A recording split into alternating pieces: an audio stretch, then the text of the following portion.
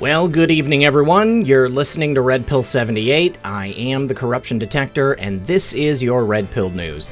Hope everyone's having a lovely day and that you had a marvelous evening as well. We've got lots of interesting news to go over today. We're going to be talking about some new cases of CV19 in the elites. You're not going to want to miss it.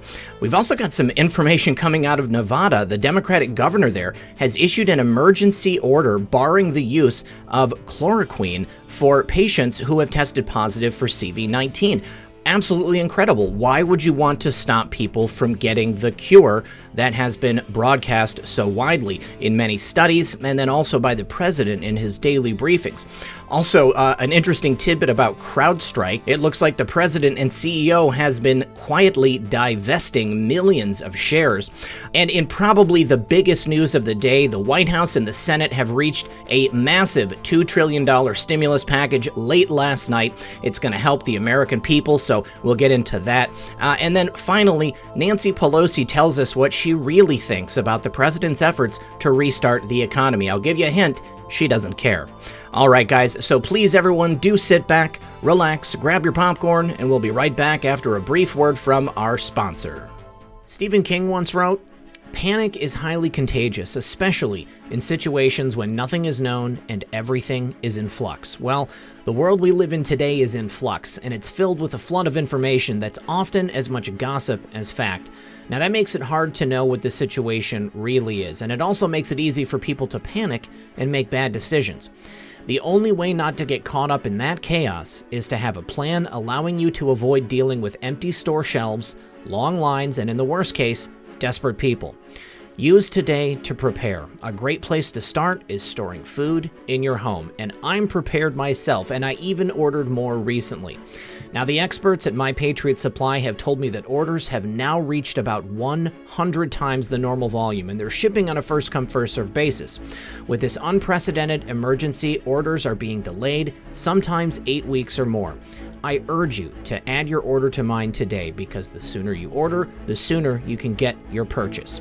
Take action so you're ready for what's coming and save $70 on a 2-week emergency food kit when you go to my special website, preparewithredpill78.com. Those that know what's coming are preparing today. Go to preparewithredpill78.com. Once again, that's preparewithredpill78.com. And remember, when you support my sponsors, you support this channel. All right, guys, so first of all, here is something that I want to show you. It was posted by an account called QLoverUK, who now appears to no longer be in existence. And yesterday, it was difficult to get to. Either this account was deleted due to the attention that was brought, or perhaps it was deleted without their consent. But what we have here is a report from a girl either on Instagram, actually, yes, I believe it was on Instagram, who said that she ran into some National Guardsmen at a local grocery store. Now, I can't verify the legitimacy of this. Some people have said they believe her. Some people have said they don't believe her. But it rang true to me, and so I wanted to share it with you guys because it gave me a tremendous amount of hope. So I was able to get a screen capture of it before the account disappeared, so let's go ahead and take a look. Friends, so I was just grocery shopping for hopefully the last time in a few weeks, and I live in Baltimore, and there were a number of National Guardsmen in uniform shopping, not on guard there, but just getting items for themselves. And they're in uniform, and I went up to one, and he was looking for something. I told him where it was, and I just said, "Thank you for your service." And he said, "Thank you for your support." And the way he said Q was like emphasized, and I was just like, And so I took a chance, and I said, "Where we go one, we go all." And he said, "Trust the plan," and made an air Q and walked away, like sauntered away, made his air Q. And it just made me feel so excited, like, this is real. And if you know what it means, you know what it means. If you don't know and you want to know, let me know. And All right, so I don't know about you guys, but if that is true, then it's absolutely perfect. And it aligns with everything that we've been saying here on this channel and that many of us have been saying anywhere on social media. I think that this is actually happening, and I think that if you guys have the opportunity to run into some National Guardsmen or anyone in uniform, you should definitely do what she did, and then let's get some more reports and see if we have the same results. All right, guys, thanks for sticking around. First of all, today, General Flynn has changed his background yet again. From Inevitable E.T., he says, was a flag with dark background, now golden sky. Dark to light, morning sun brings heat. When? After the storm. And here is a nice big image of it. You guys can follow General Flynn at General Flynn on Twitter. It's always interesting to see what his background changes are and try to figure out how it plays into what's going on. Now, E.T. says, I see a flag. Oh, say, can you see by the dawn's early light? Gave proof through the night that our flag was still there. However, I did see a tweet from somebody else that says that is not a flag when you look at it on a large screen television. So, good try. He says, bunker apple, yellow sky. I actually do think that that is right on right there. At the end of the storm is a golden sky. So this is the lyrics to that song that played in Europe not too long ago on March 20th. In that original tweet from IET, he says, storm has arrived in Europe. Today, all radio stations across Europe played You'll Never Walk Alone, and many followers of our favorite Anon understand the significance of the lyrics regarding the storm. It was played all over Europe at exactly 8:45 CET, which is 8 plus 4 plus 5 equals 17. And there is some reporting on the Daily Telegraph there as well. And then, of course, panic. But yeah, all of these are good things, unless this isn't actually a flag. It's not a high quality enough version for me to pull up, but I did see somebody else responding and saying that. But good information. Thanks a lot for putting it together. And from California Q, oside_Q on Twitter, sent over by CJ Truth. Thank you very much, CJ. The location is St. George's Middletown, Rhode Island Prep School. And apparently there were cases of profoundly disturbing abuse that were documented at this elite Rhode Island school. I wonder what else we might find out. Now, over a period of many years, shortly after the school became co-ed, an athletic director there, which is kind of vaguely familiar with what happened at Michigan State University, but the athletic director took advantage of, it says, at least 1 in 5 of the female students there. So I thought it would be nice to take a look at the notable alumni of St. George's. We've got several members of the Astor family. We've also got Prescott Bush. We've got Billy Bush from Access Hollywood. Interestingly enough, Tucker Carlson also there. Philip Cousteau Jr., who would be the grandson of Jacques Cousteau. We've got Howard Dean, the former Vermont senator and the former chair of the Democratic National Committee. And we've got several other people, some senators, some poets, some artists, and Morgan Parker, the inventor of the disposable scalpel. So I would be interested to know among the prestigious alumni who perhaps could have been on the list of the victims. Unfortunately for them, the crimes of Al Gibbs, the former athletic director, were only discovered far too late. But it's shocking to think that 1 in 5 of the female students who attended St. George's University between 1972 and 1980 say that he took advantage. And it doesn't end with Al Gibbs. There are also several other people who were on the staff there, including Chaplain Howard White, teachers Bill Lidgate, and Timothy Teft. Now, Timothy Teft is actually serving prison time, or was at the time of this article, for CP.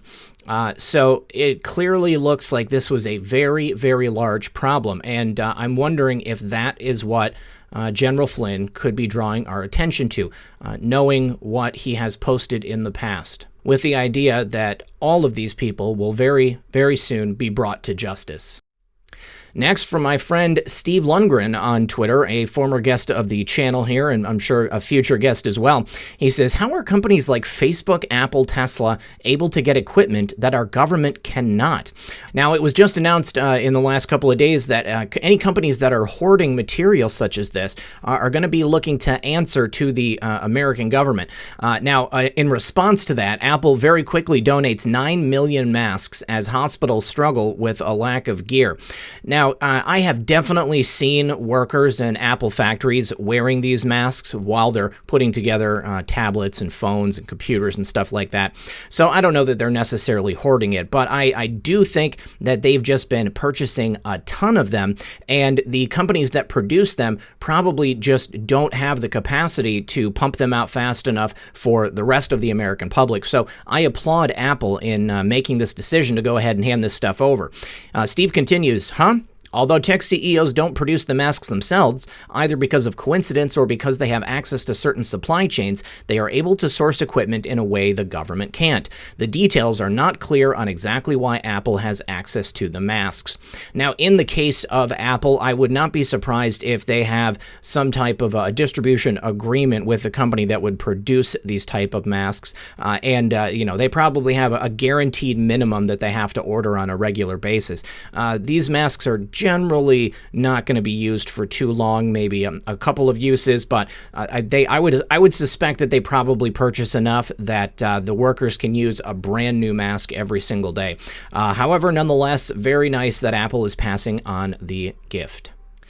All right, now next, we spoke yesterday on Methods and I's live stream at 2 p.m. It's called Quarantine, if you haven't seen it yet, that the president of Harvard and his wife have now tested positive for CV-19, and just in time, because my friend Dr. B just let me know yesterday that Harvard is now set up to begin testing on a large scale. So I don't know if he tested positive prior to that or as a result of getting all of the equipment that they needed to test regularly and accurately. But both he and his wife have tested positive, and they're being treated at home. He says, "We started experiencing symptoms on Sunday, first coughs, then fevers, chills, and muscle aches, and contacted our doctors on Monday. We were tested yesterday and just received the results a few minutes ago." So he tested just yesterday morning, it looks like. Now, he is not the only new elite that has come down with a case of the shivers. Let's go ahead and see who else has in the last 24 hours. And wouldn't you know it, Prince Charles, 71-year-old Prince Charles, has also tested positive. Now, this is interesting because there are not too many cases in Great Britain. I saw some reports yesterday that the hospitals in Great Britain are actually virtually empty, and some of the hospital staff were wondering exactly what's going on, asking if they had been hoodwinked. Sean Atwood was talking about that. Sean Atwood is going to be on the program here very soon. Now, Clarence House has announced the news on Wednesday, saying that he is displaying mild symptoms but otherwise remains in good health, and Charles and Camilla both are now self-isolating at Balmoral. Now, they say that the Queen and her son both are in good health, but they added that the Queen was not following all the appropriate advice with regard to her welfare. So it would not be a big surprise if the Queen also came down with this. Now, just to want to remind you of some of the claims that have been made about the royal family, and if we're going with the theory that the people who contract this are the absolute worst of the lot, then it is absolutely no surprise to me that the Queen or Prince Charles and Camilla are coming down with this unique little bug.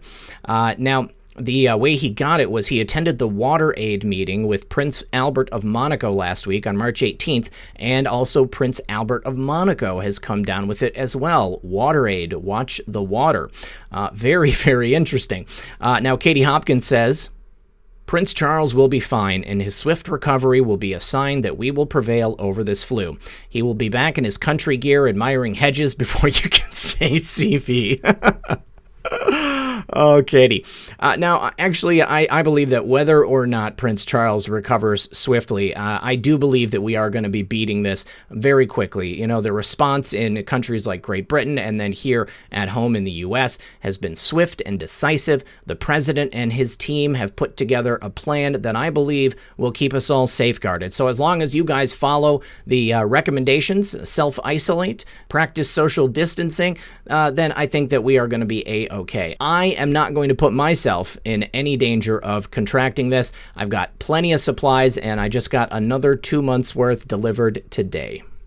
All right, next, in a move that can only be described as specifically designed to stop the progress President Trump is trying to further here in this country, the Democratic governor of Nevada has issued an emergency order which bars people diagnosed with CV-19 from using chloroquine or hydroxychloroquine, whichever version of the medicine that is available.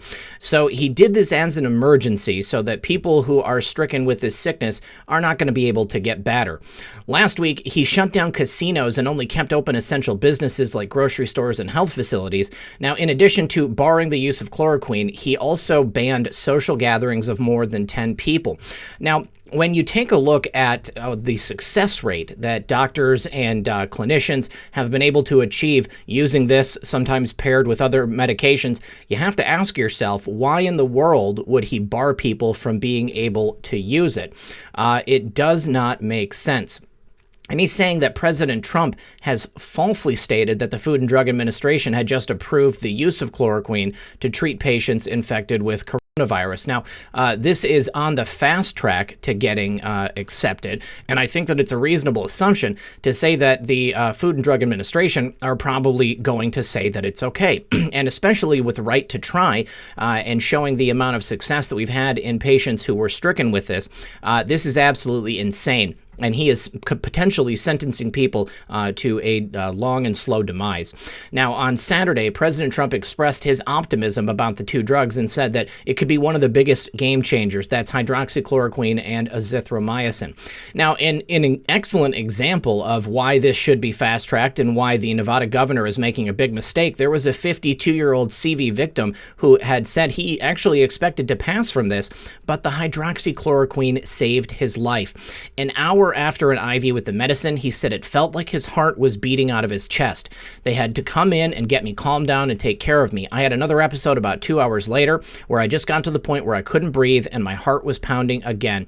So they gave me some Benadryl through the system and something else, and I'm not sure what it was, but it allowed me to go to sleep. And when I woke up at exactly 4:45 in the morning, I woke up like nothing ever happened. Miraculously, since then, he's had no fever or pain. He feels fine and he's able to breathe again. So maybe a little bit of side effects, but clearly something that they can handle with a little bit of Benadryl, maybe something else to calm him down. And the patient is like it never even happened. So the people of Nevada need to rise up and tell the governor that this is not something they are interested in having go through. This emergency blockade against this potentially life-saving medicine is a major, major mistake. And I think that the people of Nevada are going to let this guy know. Now, an update on a story that Methods, White Hat, and myself brought to you a couple of weeks ago. We had shown the screen caps of the dark web website that was selling blood and saliva samples of CV-19. Well, the DOJ has just decided that those intentionally spreading CV can be charged with bio-terror. This is great news, and I would like to think that perhaps with the information that we were able to pass along to the authorities, that they took that into account. And perhaps even the signs of people on Twitter saying that they were going to intentionally spread it around. People like the leader of the Socialist Party in Denver, Colorado. Those are some threats to take seriously. This is not something to be joked about. Those people are sick. If that's what they want to do, then it looks like the DOJ is going to show them what they think about it. So a memo to top Justice Department leaders was just delivered, and law enforcement agency chiefs and U.S. attorneys across the country, as well as Deputy Attorney General Jeff Rosen, said prosecutors and investigators could come across cases of purposeful exposure and infection of others with CV-19. Now, because CV-19 appears to meet the statutory definition of a biological agent, such acts potentially could implicate the nation's terror-related statutes. Threats or attempts to use it as a weapon against Americans will not be tolerated. Absolutely great news, and I am very, very happy that they are taking this threat seriously. Quick update here from We Are the News. CrowdStrike Holdings Incorporated's president and CEO sold off $5.92 million worth of shares in his company between March 20th and March 23rd. I tend to think that this is because he sees the writing on the wall, and he knows that CrowdStrike is going to be in a lot of trouble for the part that they played in the Spygate scandal. So this is a developing story and something we're going to be keeping a keen eye on. And as discussed on Quarantine today at 2 p.m. with myself and Methods, the White House and the Senate were able to reach a late-night massive $2 trillion stimulus bill, which is meant to bolster the economy during this shutdown that we're in the midst of right now. So it's going to reportedly contain aid for both workers and businesses, and hospitals are also going to be receiving significant funding. Much on the work on the bill has been completed, and I'm hopeful over the next few hours we'll finish what's left, and we will circulate it early in the morning. That was from Mitch McConnell. Well, also, as reported earlier, looks like Nancy Pelosi and her cohorts are asking for 24 hours to take a look at this bill so that they can see probably if they can stuff in anything at the very tail end and try to get it through with some unnecessary earmarks. So we're going to be following up on this tomorrow, and hopefully we're going to have some good news for the American public. And finally today, a little bit of a taste of what Nancy Pelosi thinks about President Trump's efforts to restart the American economy. She was speaking with Clown News Network's Dana Bash, asking about Trump's plans to put America back to work, and she screamed, "I don't care, I don't care, I don't care," over and over and over again. And the reason she would say something like this is because truly she does not care about the well-being of the American people. So House Speaker Nancy Pelosi literally snapped yesterday at Dana Bash when she was being asked about Trump's remarks suggesting that we could be out of quarantine and back to work before too long. She said, "I don't have time to follow people's tweets, Twitters, whatever, tweets, so don't expect me to comment on that," Pelosi said. Well, even beyond Twitter, the President of the United States is signaling that he could open it up. And it continues. Let's go ahead and take a look at a couple of the clips. What is outstanding? What is remaining that you want changed? Well, I'm not going to negotiate on TV, but I want to have a unanimous consent.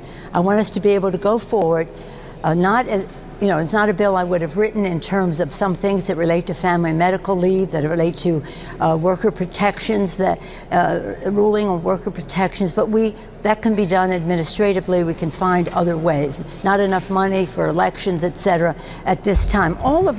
Everything we're suggesting just relates to COVID-19. It's improved because of negotiation. Let me ask you about that, because I'm sure you heard the Senate Majority Leader Mitch McConnell on the Senate floor today. He's talked about it before, saying that what you in the House have been asking for, and maybe even some Democrats in the Senate, are things on your wish list. For example, they say that you asked for imposing new emission standards and carbon offsets on airlines, which is something that is in the Democratic wheelhouse. That's something that you would want in a perfect world, but not appropriate today. What's your response? The President of the United States is signaling that he could open it up. What is your opinion on that? My opinion is that it is not scientific based. So Nancy Pelosi absolutely pushing the lie that the provisions she and the Dems were trying to put into this stimulus bill, which is specifically for the matter at hand, that they have something to do with CV-19, when absolutely the answer to that is that no, they do not. Clearly getting a little frustrated with Dana Bash because unusually Dana Bash is pushing her on this matter. And then when asked about what the president wants for the country in terms of getting us back to work, stating that she doesn't care because in her mind, the idea that we go back to work is not scientifically based. Well, I'll tell you what the idea about her not wanting us to go back to work is based upon.